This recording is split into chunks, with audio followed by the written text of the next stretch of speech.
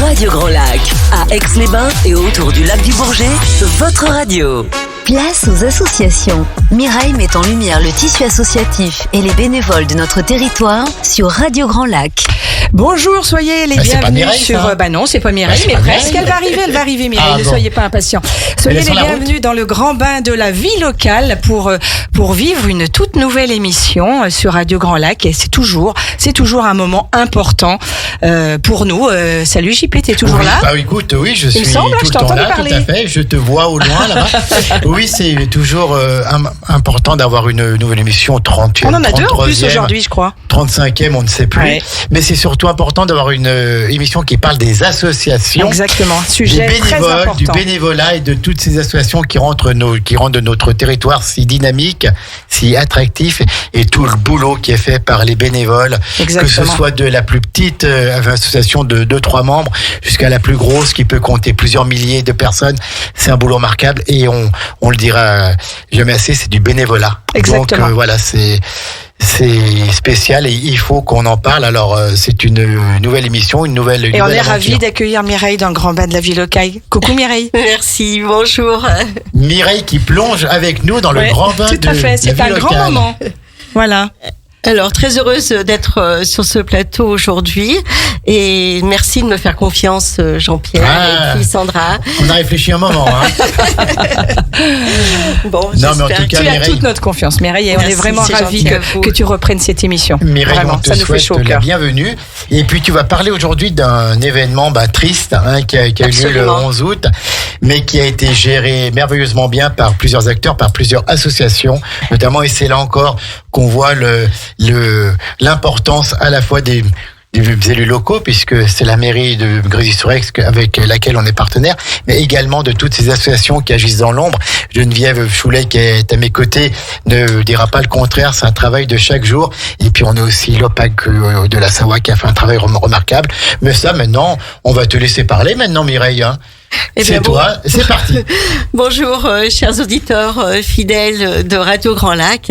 Alors, très heureuse d'être avec vous aujourd'hui pour parler effectivement d'un événement douloureux qui a impacté beaucoup d'habitants de Grésy-sur-Aix. Et dans le studio, j'ai la chance de recevoir Colette Pigné, qui est la première adjointe au maire en charge des affaires sociales à la mairie de Grésy-sur-Aix. Je reçois également Geneviève Choulet, qui est vice-présidente de l'entraide aixoise, qui gère une équipe de généreux bénévoles. Cette association qui a pour vocation d'apporter une aide directe ou indirecte aux personnes et aux familles en difficulté sous forme d'aide alimentaire, de vente de petits objets, dont le bénéfice permet l'achat de denrées alimentaires. Et puis, j'ai également Monsieur Van de Cassel et Philippe, qui est responsable de l'antenne d'Aix de l'OPAC de Savoie. Voilà, donc je vais vous laisser la place à Colette, qui va vous expliquer, qui va dérouler cette journée tragique du 11 août dernier et qui a malheureusement laissé de nombreuses familles absolument sans rien du tout, on peut le dire. Colette, merci beaucoup et bonjour. Oui, cet incendie, donc c'était le 11 août, malheureusement, pendant les vacances d'ailleurs du 15 août, dans ce week-end qui était long. Et donc, moi, c'est vrai que je suis arrivée très rapidement sur les lieux, puisque de chez moi, j'ai vu les premières fumées. Et ça m'a permis d'être, en tant qu'élu, directement sur place, surtout le temps que Florian Maître puisse arriver, le maire de Grésy. Les pompiers, c'est vrai que le premier camion est arrivé très rapidement et finalement, l'incendie a pris quand même très vite. Et ils ont dû appeler des renforts qui sont arrivés aussi très vite. Tout le monde a été vraiment très rapide. Les pompiers, les gendarmes donc ont tout de suite été là. Et très rapidement, Monsieur Van de Castel, avec une équipe assez renforcée, je ne sais plus combien ils étaient exactement, mais ils étaient assez nombreux, sont arrivés aussi. Et leur premier travail, Philippe va vous en parler, ça a été surtout de s'assurer qu'il n'y ait pas de victimes restées dans les immeubles, ce qui n'a pas été le cas, et ça, c'était une grande chance. Sûrement dû d'ailleurs au temps qui était très beau ce jour-là. Beaucoup étaient à la plage, il y en a qui étaient en vacances, qui n'étaient pas là. Ça a certainement évité aussi les victimes. Et donc, à partir de là, il a fallu mettre, pour nous, la commune, notre premier plan communal de sauvegarde. On n'avait jamais déclenché ce plan. Et puis, je vous en parlerai peut-être après, mais je vais laisser à Philippe décrire un petit peu ce qui s'est passé et comment ils ont pu faire grâce à l'OPAC. C'est vrai qu'il y a eu un travail exceptionnel de l'OPAC, je tiens moi vraiment à le souligner tout de suite. De l'OPAC et tous les partenaires après, on en parlera, mais tout de suite, ça a été quand même important que l'OPAC soit là tout de suite le lendemain, et ça a permis quand même de vite trouver des solutions pour tout le monde, pour tous ces sinistrés qui étaient vraiment très, très en difficulté, et c'était vraiment triste quand même. Donc pour le Parc de la Savoie, on a été informé le 11 août, un quart d'heure je pense après que l'incendie ait commencé. On est présent sur le secteur d'Aix-les-Bains et c'est une collaboratrice qui se promenait qui m'a informé qu'il y avait cet incendie qui partait. Colette Pinier m'a confirmé ces éléments-là rapidement. Donc je suis chambérien de domicile, donc on prend la voiture et malheureusement des Vauglans, on voyait déjà les fumées qui se dégageaient donc très tôt de Grésy-sur-Aix. Donc dans ce cadre-là, le Parc de la Savoie, avec un patrimoine de plus de 17 000 logements sur le département, a malheureusement l'habitude de vivre certaines situations de crise. À ce point-là, jamais. On a 70 ans d'expérience, on n'a jamais connu de telles situations. On a connu des toits qui s'envolaient, on a connu des coulées de boue qui rendaient les logements impraticables pendant quelques temps. Mais des incendies, oui, mais des incendies à un logement, 2 logements, des incendies domestiques, mais des incendies de cette taille-là sur du patrimoine récent, jamais. Donc c'est clair que quand on est confronté à une situation de ce type, le Parc Savoie est également en situation de crise et en situation d'urgence. La première urgence dans ce genre de situation, c'est de pouvoir identifier au plus vite les victimes. Mais donc pour nous, c'était d'identifier qui était locataire à l'OPAC de la Savoie, reprendre des listings, des listes avec des coordonnées téléphoniques si possible, voire des mails, puisqu'aujourd'hui on communique aussi beaucoup par ce biais-là. Et ça a été une manière de soutenir l'action des pompiers, de la gendarmerie et de la mairie de Grésy-sur-Aix, qui, je dois le dire, a fait preuve pour une équipe, parce que les élus sont quelque part quand même des bénévoles et pas des spécialistes de ce type de situation, mais d'un professionnalisme remarquable, très bien organisé, très bien structuré. On s'est vite rendu compte que chacun savait ce qu'il avait à faire dans l'organisation, mais Colette reviendra sans doute après. Pour nous, c'était de pouvoir assister les services de gendarmerie, des pompiers sur l'identification des locataires, d'identifier qui habitait les différents logements touchés par le sinistre, et puis de pouvoir les contacter très vite, parce que si certains étaient sur place, effectivement, dans cette période, beaucoup étaient en vacances ou sur la plage, puisqu'il faisait effectivement très chaud et très beau. Et donc, ça a été pendant 3 bonnes heures, une quête pour identifier, lister, checker l'ensemble des habitants de nos immeubles. Pour la PAC Savoie, c'est 40 logements qui ont été touchés par ce sinistre dans un premier temps. C'est 24 logements détruits par le feu, 8 logements sauvés par les pompiers, puisque Connex, le bâtiment était connexe à un bâtiment qui a été détruit, et puis un autre bâtiment de 8 logements qui a subi le choc de chaleur, le choc thermique produit par l'incendie. Donc dans un premier temps, c'est 40 familles qui ne peuvent plus accéder à leur cadre de vie, à leur habitat. 24 qui voient leur logement complètement détruit, qui perdent tout, qui perdent les animaux. Les animaux domestiques, c'est rapidement quelque chose qui est à prendre en compte également. Les pompiers ont fait le maximum pour évacuer les logements. Ils ont fait très vite les visites dans un contexte difficile. Par contre, ils n'ont pas pu toujours sauver les animaux. Pour le Parc Savoie, après derrière, rapidement, une fois que les personnes ont été, que l'on a identifié que tous les locataires étaient bien présents, ça a été de répondre aux premières questions des habitants sur où est-ce que je vais aller ce soir, comment ça va se passer derrière. Et donc le soir même du 11 août, Colette, le dimanche soir, on était en réunion avec les équipes de la mairie, de Florian Maître et de Pax Savoie. Une demi-douzaine de personnes de Pax Savoie étaient déjà présentes sur place pour gérer en lien avec les pompiers les conséquences du sinistre. Travailler déjà également à prendre les mesures conservatoires qui s'imposaient derrière et des mesures aussi conservatoires pour sécuriser le parc qui avait été ouvert pour identifier qu'il n'y ait pas de victimes dans les logements par les pompiers. Donc tout ce travail s'est fait dès le 11 au soir en informant les habitants de ce qui allait se passer à court terme et en renvoyant sur une réunion qu'on a menée le lendemain, une permanence sur le relogement et la gestion des assurances, parce qu'après on se rend vite compte que c'est un autre sujet sensible dans ce type de situation. Et parallèlement sur la question du relogement, les équipes de l'OPAC de la Savoie ont fait un travail remarquable dans le sens où on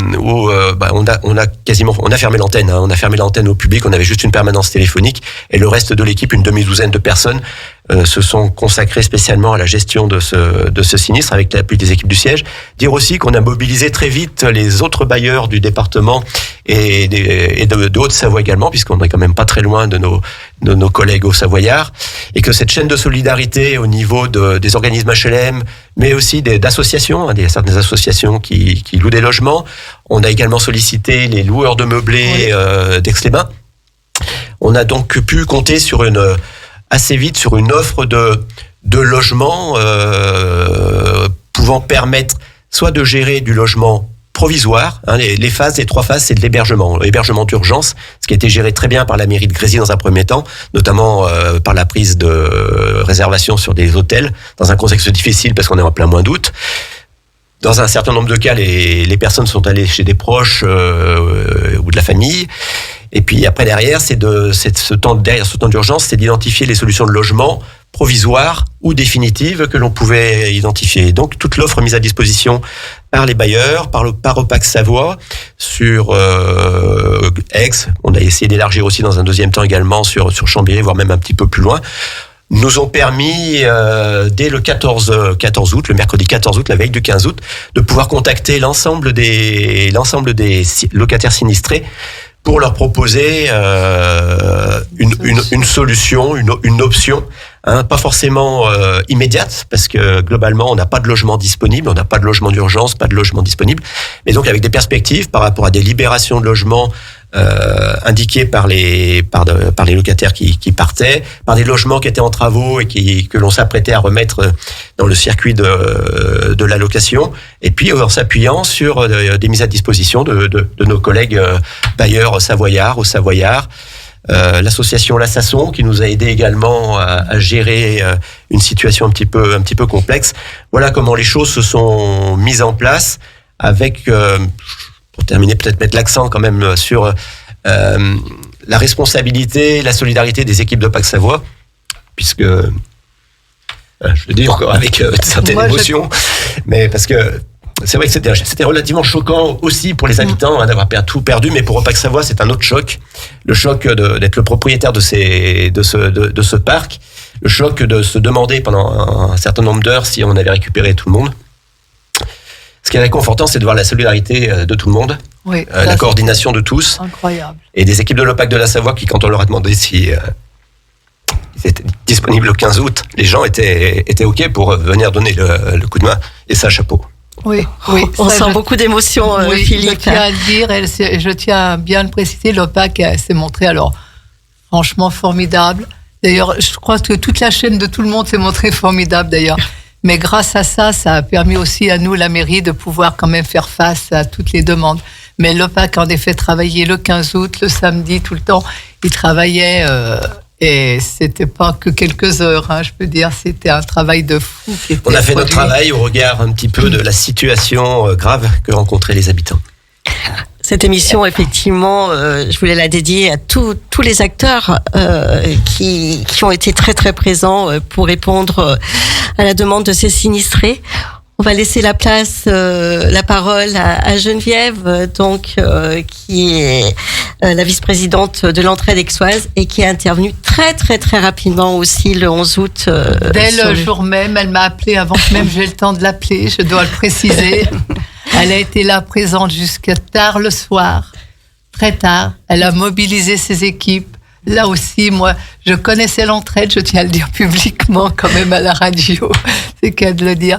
Je connaissais l'entraide, bien sûr, je savais le travail exceptionnel qu'ils font, mais là, je l'ai encore nettement mesuré de plus près et c'est vraiment...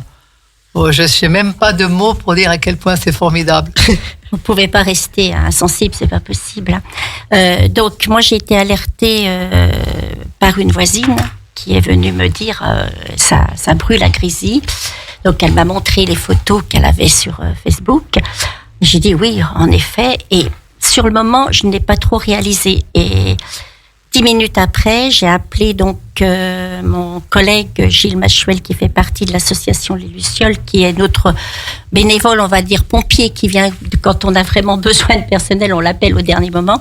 Et il me dit il faut qu'on monte, il faut qu'on aille voir à Grisi, il faut prendre contact. Je pense qu'ils auront besoin d'eau, de marchandises, enfin de choses. Il me dit, toi, tu as du stock, allez, on y va. Alors, c'est comme ça que j'ai pris donc contact avec vous, Mme Pigné. Et puis, vous m'avez renvoyé, c'est Monsieur Charpentier. Oui, tout à fait. Voilà. Qui m'a dit, oui, j'ai besoin, donc on a besoin de nourriture un petit peu pour le soir. Et on avait des stocks. Donc, on est retourné à l'entraide, on a chargé. Quand on est revenu sur Grisi, on s'est rendu compte que c'était plus que de la nourriture, puisque ces gens allaient être relogés dans les hôtels, voilà, ils n'avaient plus rien. Donc j'avais fait on avait passé avec le Lions Club un accord, quoi. Enfin, il nous avait fait, le Lions Club nous avait confectionné des petits kits de première nécessité, hygiène, pour pendant le Covid, pour les femmes battues, et après, malheureusement, ça c'est, on s'en sert encore.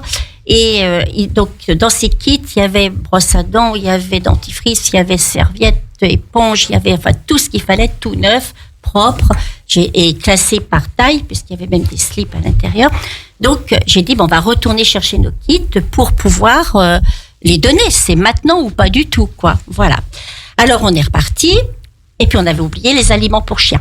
Donc, on a fait encore mais voilà, on n'y avait pas du tout pensé, nous, hein. Donc, voilà. Donc, et puis après, c'était on était comme vous, j'ai vu des gens complètement perdus, j'ai vu la mobilisation donc de l'OPAC, de la mairie, qui était vraiment, vraiment superbe. Une organisation superbe aussi, parce que tout était bien calé, hein, on n'est pas parti dans tous les sens.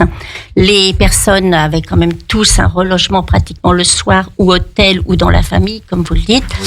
Et puis on s'est dit, mais ils n'ont pas de vêtements, donc qu'est-ce qu'il faut faire? Alors j'ai téléphoné à ma collègue Gisèle Salerno du Secours Populaire.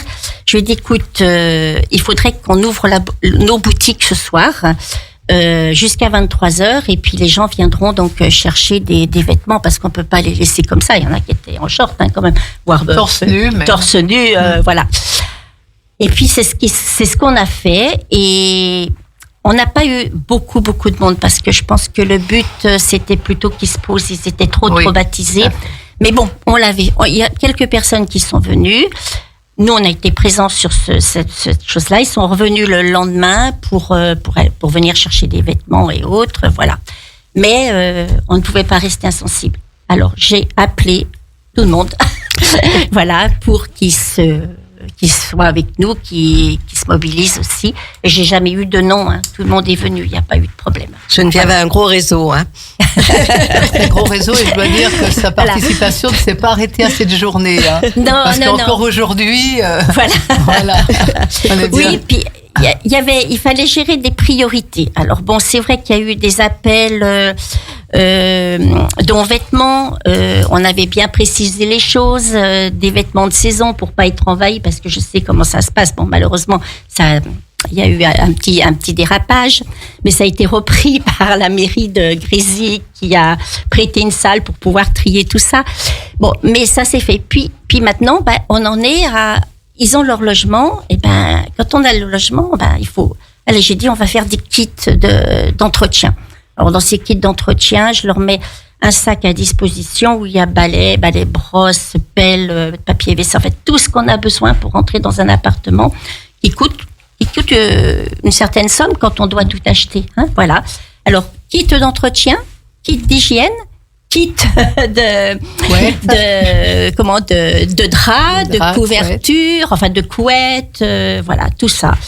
Alors voilà, en téléphonant à droite et à gauche, parce que ce qu'on nous a donné, des fois je pouvais même pas l'offrir à ces pauvres gens. Ils pouvaient pas mettre ça, ils étaient déjà traumatisés. On leur donne encore des choses qui sont déchirées. Moi, je peux pas ça. Alors j'y suis allée, j'ai fait le tour des commerçants et puis j'ai pu récupérer certaines choses neuves et j'ai le plaisir d'offrir des choses neuves. Voilà. Est-ce qu'on a le droit de dire à l'antenne les commerçants qui ont contribué ? Oui, peut-être, j'ai la liste là, mais... Voilà. Non, allez-y. Eh bien, moi, je voulais peut-être revenir aussi sur nous. Donc, à la mairie, tout de suite, on a ouvert donc une cellule de crise. On essayait d'avoir toutes les personnes qui nous donnent la composition déjà de leur famille. C'est important, les coordonnées. On a recensé leurs besoins. Alors, Monsieur Van de Castel en a parlé, ceux qui avaient... Il y en a qui étaient tout de suite hébergés, c'était dit tout de suite par leur famille, leurs voisins, enfin. Mais il y en a qui ne pouvaient pas. Donc, la mairie a tout de suite pris 2 nuits d'hôtel à sa charge. Ça permettait le temps de voir rencontrer leur assurance. Les assurances, en principe, elles prenaient toutes 5 nuits d'hôtel derrière. Ça leur faisait déjà 7 nuits d'hôtel, j'allais dire, pour ces personnes qui étaient garanties. Il y en a qui avaient un traitement médical, qui était resté dans les appartements. Il y avait le problème du transport. Donc là aussi, on a eu des minibus. Oui, j'ai appelé Madame Breuer, la conseillère municipale. Et puis, par rapport aux médicaments, excuse-moi de te couper, Colette, la pharmacie de Grésy, Monsieur Vermorel, a tout de suite ouvert. Est resté même ouvert en soirée pour... je perds mon casque, c'est pas bien. Oui, je perds vraiment. Donc, la mairie... En effet, le pharmacien est resté ouvert toute l'après-midi et en soirée, ce qui était aussi vraiment très sympa. Vital. Vital, certains, même, oui, tout à fait. Après, il y a eu aussi, dès le lendemain, donc on a eu le SAMU aussi, qui a ouvert une cellule psychologique, qui l'a rouvert aussi le 28 août, où là, ils ont reçu essentiellement des enfants. C'était d'ailleurs en même temps le lendemain que l'OPAC qui recevait tout le monde. Ils ont quand même reçu plus d'une 30aine de personnes, c'est pas neutre, sur les 2. Et puis après, il y a eu tous les bénévoles. Alors l'entraide, bien sûr, produits alimentaires, vêtements, kits d'hygiène, savon, kit, enfin tout ce qu'on vient de dire. Le secours populaire aussi, qui était là aussi le jour même, vraiment pour les fournitures scolaires aussi, des jouets, ils pouvaient donner. Le secours catholique qui est venu après en pouvant compléter les listes de fournitures scolaires. Ils nous ont aussi passé des petits meubles pour le monsieur qu'on a dû aider à s'installer à Montmélian. Et puis aussi, ils soutenaient les personnes pour le renouvellement des papiers, surtout pour les étrangers. Ils ont une cellule qui est vraiment très bien pour ça. Il y a les chantiers Valoris qui recueillent les meubles et l'électroménager. Après aussi, qu'est-ce qu'on a dans tous ces bienfaiteurs ? Le département qui a donné un ordinateur pour toutes les familles avec enfants, pour qu'ils puissent, que ça parte de la primaire jusqu'aux étudiants, pour que personne recommence l'école sans avoir un ordinateur. Il y a eu la mairie d'Entrelacs qui a donné priorité à tous les sinistrés pour refaire leur carte d'identité, c'est important. La maison France Service aussi pour toutes les démarches administratives qui s'est proposée.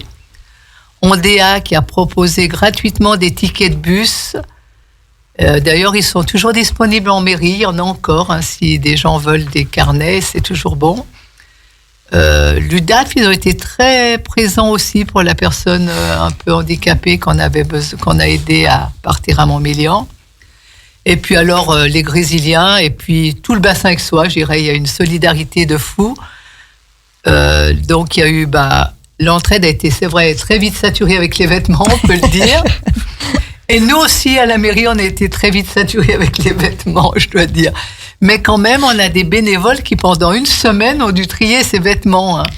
Et c'était bien de les avoir. Et puis, il y a des bénévoles aussi qui ont permis on a récupéré des meubles un petit peu dans plein d'endroits pour pouvoir tout remeubler ce monsieur qui partait à Montmélian. Les bénévoles lui ont tout rebranché dans son appartement, lui ont transporté sa petite voiture sans permis jusqu'à là-bas. Donc vraiment les bénévoles, merci à tout le monde, j'allais dire. Et puis il y a les meublés qui ont proposé, des particuliers qui ont proposé des chambres. Le personnel de la mairie aussi qui est arrivé sans qu'on leur demande rien, même le jour de l'incendie, pour pouvoir travailler aussi, comme pour les salariés de l'OPAC qui sont tout de suite arrivés. Et puis les élus, je dois dire, on était confrontés nous aussi à une telle catastrophe. Je dois dire, ça s'était jamais vu.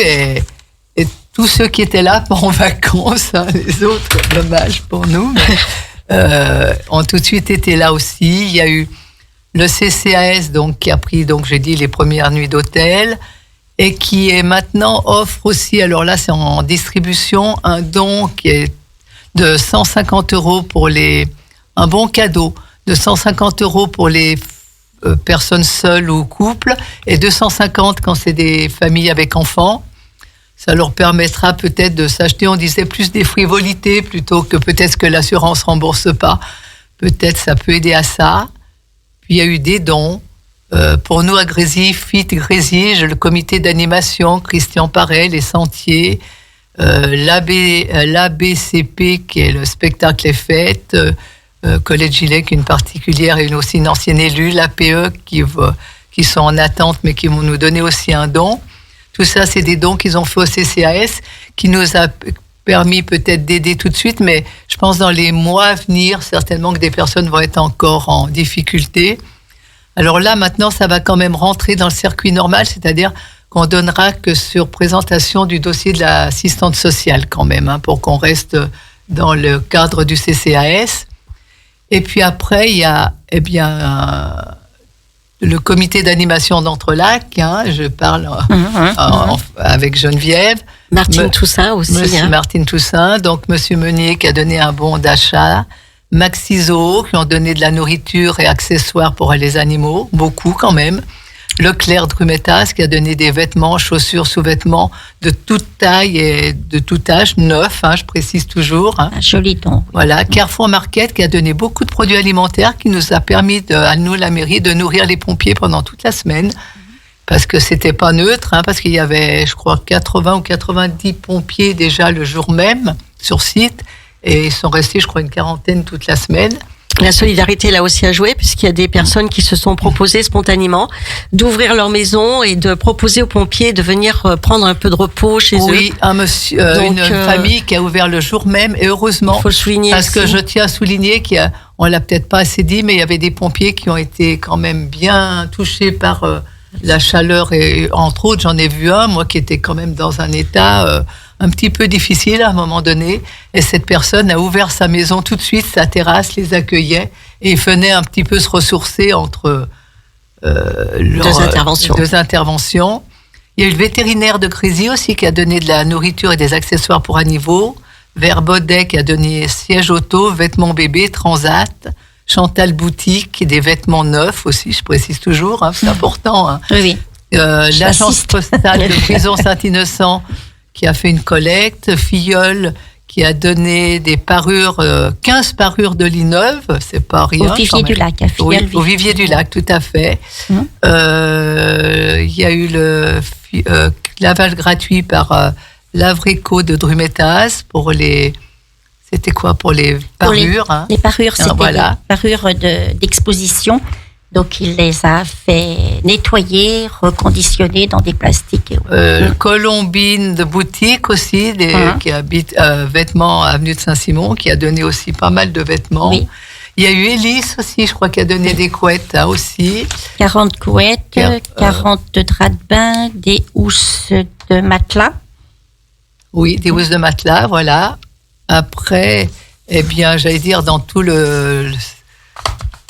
Je crois que j'ai pas oublié, mais je pense qu'on a peut-être encore oublié des gens. Oui. Et vraiment, tous les bénévoles qui ont été de toutes parts vraiment très généreux.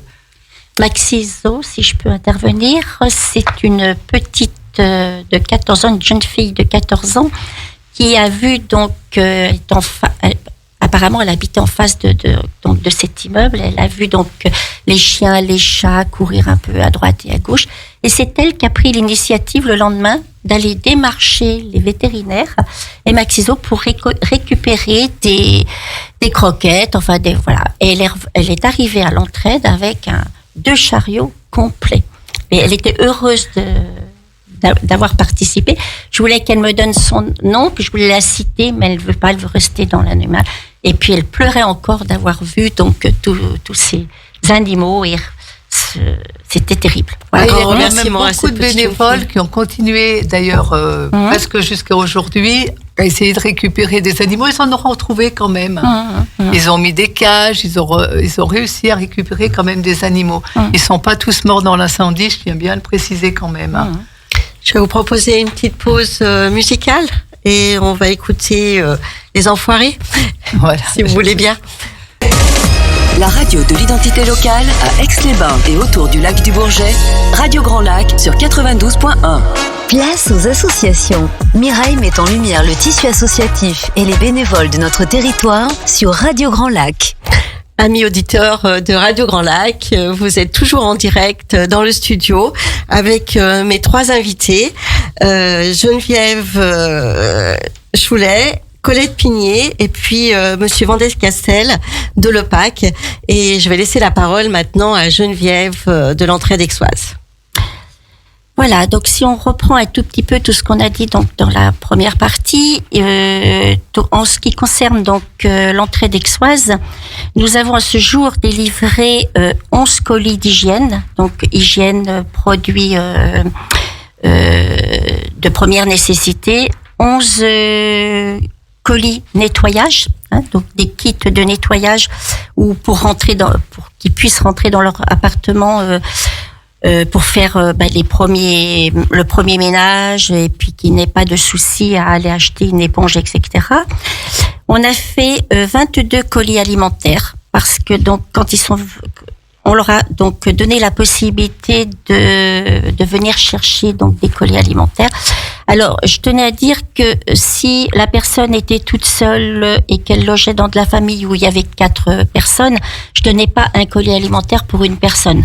Je donnais un colis alimentaire pour toute la famille, ce qui était normal. Donc, voilà.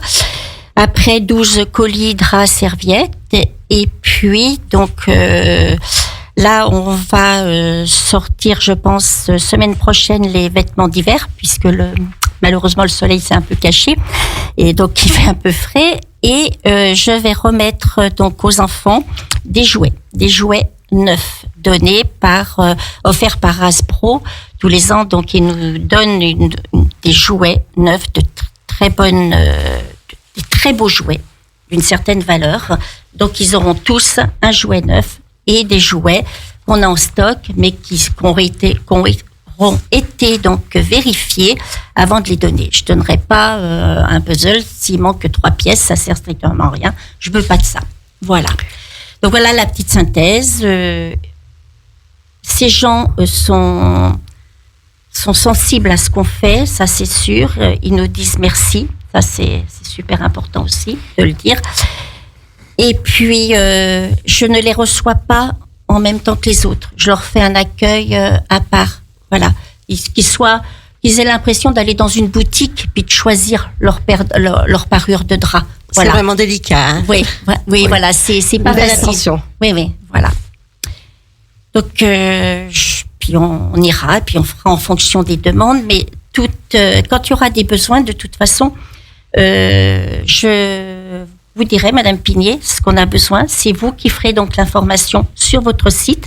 Il n'y aura que votre site qui sera référencé pour lancer les appels aux dons voilà. éventuels. Effectivement, je voulais aussi citer les chantiers de Valoris là qui n'ont pas pu être présents aujourd'hui, mais ils récupèrent aussi sur leur site des petits mobiliers et différents articles. Il faut savoir qu'ils n'ont pas le moyen d'aller chercher chez des particuliers des meubles ou des appareils ménagers et ils ne peuvent en aucun cas les livrer. Mais bon, aujourd'hui, ils ont mis à disposition un certain nombre de choses sous un chapiteau et j'ai été présente. Effectivement, il y a des petits objets et si certains sinistrés souhaitent se rendre au chantier de Valoris, ils pourront leur remettre effectivement des petits meubles ou j'ai vu des bureaux, j'ai vu des jouets. Voilà, donc c'est à leur disposition et les heures d'ouverture, vous les trouverez facilement sur les réseaux sociaux, puisque maintenant ils sont même ouverts entre midi et 2 du mardi au samedi. Je vais redonner la parole à Colette. Eh bien, oui, par rapport à ça, nous aussi, beaucoup de personnes d'ailleurs appellent la mairie pour demander parce qu'ils ont des meubles ou de l'électroménager d'ailleurs à donner et ils nous demandent de pouvoir aller le chercher. Mais on n'a pas du tout la possibilité de le faire. Donc ça, non, on peut pas le faire. Et c'est vrai que c'est à chacun, j'allais dire, d'essayer d'amener au bon endroit. Mais surtout, oui, comme disait Geneviève, bien respecter ce qu'on demande, parce qu'autrement, des fois, on est un petit peu surchargé, j'allais dire. Bien qu'on comprenne, c'est vraiment super sympa, quoi, à tout le monde de donner, mais à un moment donné, on fait plus face, nous non plus. Alors après, nous, on avait fait aussi un recensement des premières démarches à une feuille de double feuille d'ailleurs, qu'on a donné à tout le monde, ce qui permet quand même à chacun de savoir où s'adresser exactement. Alors les questions qu'on doit poser à l'OPAC avec les numéros, les mails, enfin l'adresse, où on récupère les vêtements, donc pour Geneviève, où se procurer le meuble et l'électroménager, gérer les abonnements et contrats en cours, ça c'est pas si simple.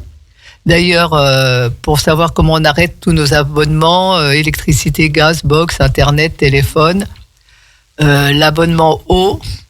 Alors, par solidarité, d'ailleurs, je tiens à signaler que du coup, l'eau qui n'était la dernière facture d'eau ne sera pas comptabilisée et pas payée par les sinistrés puisque de toute façon, on n'a pas pu relever le compteur. Dans les fêtes, ça sera ça.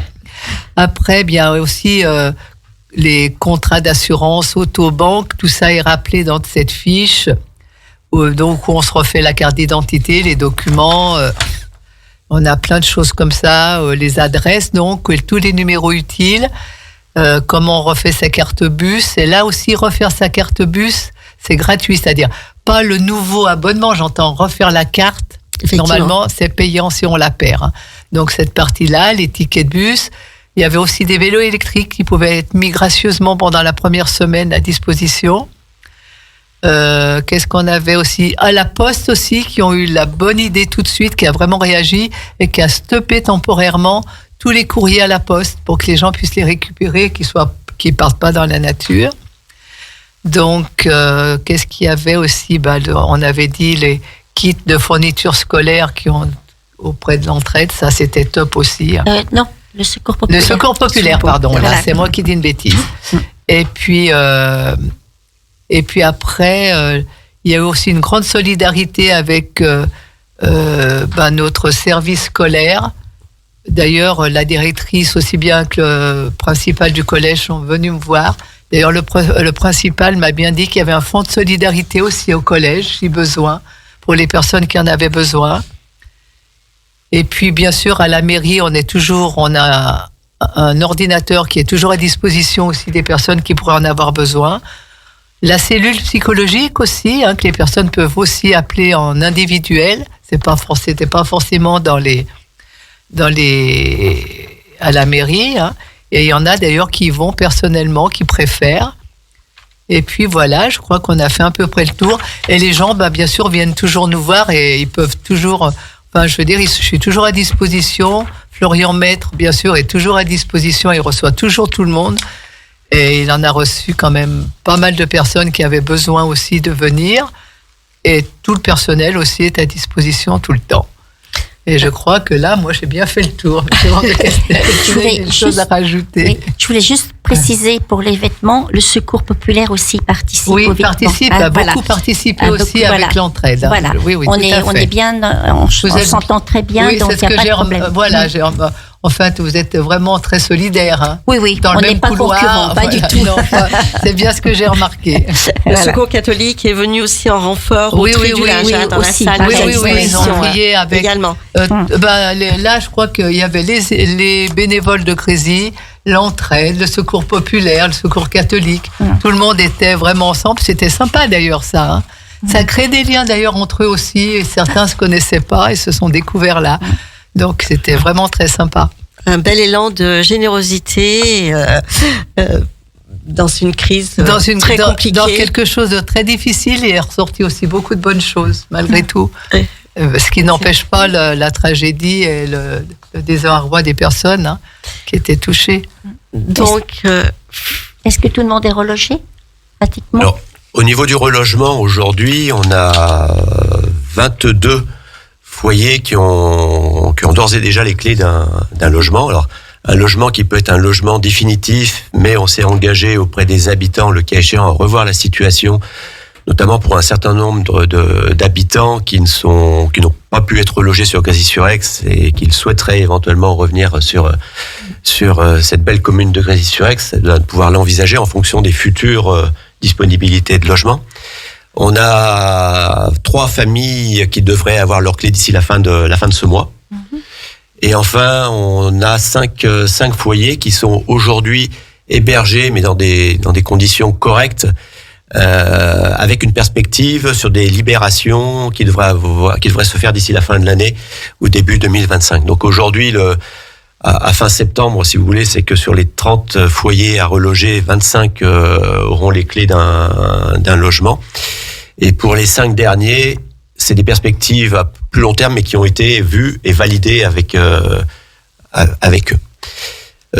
Par rapport à l'aspect du relogement et à la remise en service du patrimoine, tout à l'heure on évoquait 40 logements touchés, 24 détruits, mais 16 qui ont pu être mis en service. Quand on parle de solidarité, alors là c'est pas des bénévoles, mais c'est les entreprises et des fournisseurs, des concessionnaires aussi. Rien n'aurait pu être fait rapidement, notamment en termes de mesures conservatoires sur cette semaine du 15 août, sans un réseau d'entreprises que Copac Savoie a sur le territoire. Et je pense notamment à un électricien qui est intervenu très vite également pour vérifier avec nous les organes, l'équipement électrique du bâtiment du 8 logements, le bâtiment A de 8 logements qui a été fermé une nuit. Nous avons également un serrurier qui dès le lendemain a fait les travaux de mise de mesures conservatoires pour sécuriser des vitres de fenêtres qui avaient été fissurées par la chaleur de l'incendie, ou de remise en état de fonctionnement de portes palières qui avaient dû être forcées par les pompiers pour vérifier qu'il n'y avait pas de victimes ou de personnes dans les logements. Donc le fait qu'il y ait ces interventions rapides nous ont permis quand même aussi de faciliter la gestion du relogement d'urgence et provisoire. Et puis après derrière, pour la remise en service des 8 logements du bâtiment D, là il fallait créer des réseaux. On avait perdu l'eau chaude, on avait perdu plus de chauffage, plus d'électricité. Et donc là c'est pareil, mettre en exergue quand même le travail d'Enedis, de Grand Lac qui a déjà été cité tout à l'heure pour la gestion de l'eau. Des prestataires de l'OPAC de la Savoie aussi, pour mettre un ballon d'eau chaude provisoire, ce qui fait que cet immeuble a pu être remis en fonctionnement dès le 29 août, alors que habituellement ça prend quand même beaucoup plus de temps. Il nous reste encore des travaux à réaliser naturellement pour pérenniser. Les structures ont été validées et sont saines. Et sur ce bâtiment, il nous reste, et comme sur le bâtiment A, il nous reste, c'est le deuxième volet, on a le temps de la gestion de crise. On a le temps de l'analyse de la situation et de l'enquête aussi, puisqu'on est dans une période où il y a des enquêtes judiciaires et des expertises techniques sur cette situation. Et puis le troisième temps, c'est le temps des travaux et le temps de la reconstruction. Et donc bon, c'est un temps qui est entamé, mais qui va rentrer qui va prendre du poids avec la validation par les différents experts d'assurance des différents impacts qu'il peut y avoir. On est d'ores et déjà en contact avec les experts pour tenter de faire repartir la machine des travaux assez vite, des travaux de déblaiement, de retrait des décombres, des travaux après derrière de renforcement de l'isolation de nos bâtiments, et puis peut-être même sûrement dans un deuxième temps un travail sur la reconstruction sur le site, puisque de toute façon sur Grésy-sur-Aix et sur l'agglomération d'Aix-les-Bains, on est en secteur tendu par rapport à la demande de logement. Il y a plus de 3000 demandes de logement en attente. À titre indicatif, Faut pas que Savoie attribue chaque année environ 250 logements. Donc on voit un petit peu l'écart qu'il peut y avoir et la pression de la demande par rapport à l'offre de logement sur le territoire qui est importante. Merci Philippe pour toutes ces précisions. Je pense que Geneviève voulait ajouter encore quelque chose. Non, simplement, je voulais revenir sur ce qui a été dit, effectivement, pour les dons, surtout, c'est la mairie, aller sur le site de la mairie de Grésy pour connaître les besoins. Voilà, on sait que vous avez tous envie on sait que vous êtes tous généreux, tous les éditeurs qui sont aujourd'hui à l'écoute, mais vraiment, tenez-vous-en à ce qui est demandé et allez sur le site de la mairie de Grésy et vous y trouverez toutes les indications, les besoins et là où il faut les déposer. Voilà. Je ne sais pas si vous avez d'autres choses à ajouter. Moi non, je crois qu'on a à peu près fait le tour. Moi je dirais que le constat de cette situation, c'est que c'est quand même de trouver qu'il y a de la solidarité globalement. Exactement. Il y a un grand élan de solidarité dans cette situation de crise, sur une période qui était compliquée, parce que la semaine du 15 août, c'est pas la semaine la plus facile pour trouver des interlocuteurs, et le travail qui a été fait dès le premier soir et qui a été évoqué, de voir arriver de l'eau, de la nourriture très rapidement sur place, de voir les bus, les minibus arriver aussi sur place pour emmener les sinistrés vers une situation hôtelière. Bref, c'est clair que l'ensemble des acteurs chacun a pris la mesure de la situation pour apporter un peu de réconfort à ce que le public, à ce que les habitants, ça représente quand même pas loin de 70 personnes qui ont été concernées par ce sinistre, et d'essayer d'apporter un petit peu de réconfort, un petit peu de chaleur et des perspectives positives dans cette catastrophe.